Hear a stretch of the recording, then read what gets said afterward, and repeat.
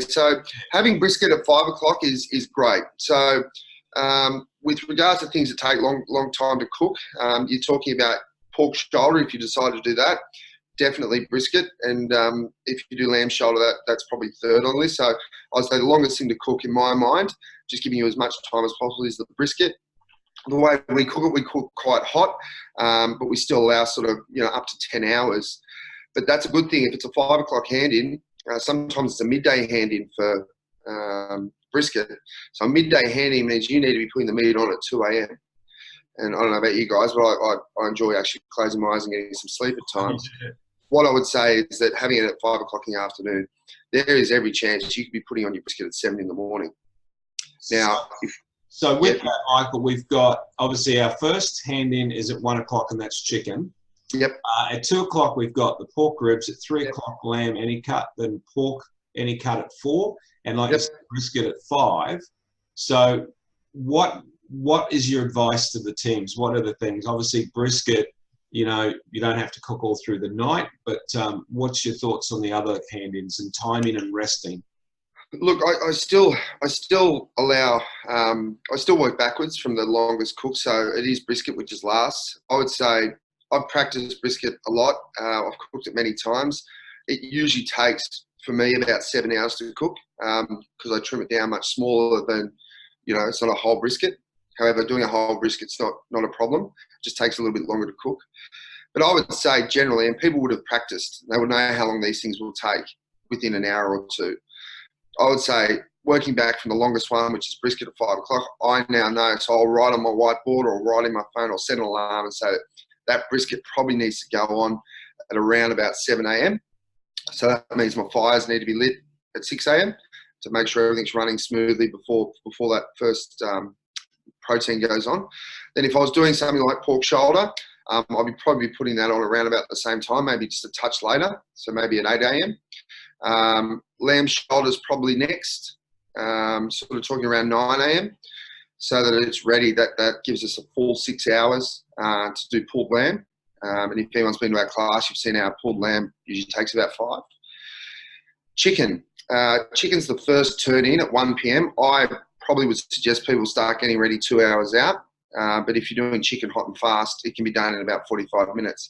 But again, raw chicken's an instant disqualification. So my view of things is get it on early. You can always rest it. Provided it's not resting for long periods of time, chicken can dry out. But if you're doing something like wings or thigh, you should be right to rest it for 30 to 45 minutes without an issue. So let's go to the first turn in chicken. I'm going to say I'm going to put that on at midday. So it's definitely ready by midday for 1 o'clock. So pork ribs, that's at 2 p.m. And I'd suggest people get organised with this prior because there's nothing worse than guessing, when you're standing in a competition environment, because that's when you make mistakes. Pork ribs takes 4 hours for us. And again, if you've been to our classes, there's the 3-2-1 method, which is 6 hours. Unless you're working with really thick ribs, and I just got back from the States and witnessed them again, they're still that thick. But our ribs are much thinner, as you know, and quite often there's not much meat on top of the bones. It's more the meat in between. So I would allow 4 hours for pork ribs. So I'm putting my chicken on at midday, then pork ribs, I would say 4 hours max. I'd be putting them on at 10 a.m. But again, if you're not confident and you think you might need more time, you can put them on at 9:30. And once they're wrapped, you can rest them. So wrap them in a tea towel, put them in a cooler. If you're lucky enough to have a Cambro, they're a hot box, they'll work really well as well. So then on to lamb. It's a 3 p.m. turn in. I would leave about 6 hours. So I'd put the lamb shoulder on at 9 a.m. like I said earlier. And lamb cutlets, if you're reverse searing a rack of lamb, I think that takes about an hour. So I'd be putting a little note in there to get that on at 2 o'clock. Pork, and it depends what pork, being any cut. I'm really looking forward to this category. It should be interesting to see what people put in. There is provision for you to do pork crackling. There is some conjecture in the normal pork category whether crackling is allowed. The rules state that you're allowed to use the shoulder or neck, so the Boston butt, which does have skin on, which can create crackling. But in this, I would imagine there'll be a lot of crackling in the boxes if it can be done properly. But if you're doing a whole pork shoulder or pork neck, I'd allow yourself, 9 to 10 hours. I know myself, we can get it done in about 6, like the lamb shoulder, but you want to leave yourself time. And pulled meats like lamb, pork, and brisket, so the bigger cuts, the tougher cuts that take longer periods of time, they can handle a lot of rest. So if you do need to rest them for 2 hours because they've come off early, don't stress. You can rest them in an esky or a hot box for hours. I know catering companies that do it for up to 6 hours with it still being food safe.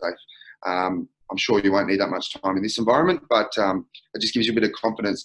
And a lot of people have told me that rested brisket has a better texture than non-rested brisket, and you'd have to agree that's the science behind it. So you would say that allow yourself some rest time. If your brisket takes 10 hours to cook and you've been practicing and it takes 10 hours, which is, put the brisket on at 7 a.m. for a 5 p.m. hand-in, I'd probably knock that back to maybe 6 or maybe even 5 a.m. just to make sure you've got enough time, because a brisket can rest. As long as it's wrapped up nice and tight, it goes into a cooler wrapped in a towel or a tea towel or something like that, it'll hold the temperature. It only drops a few degrees every hour.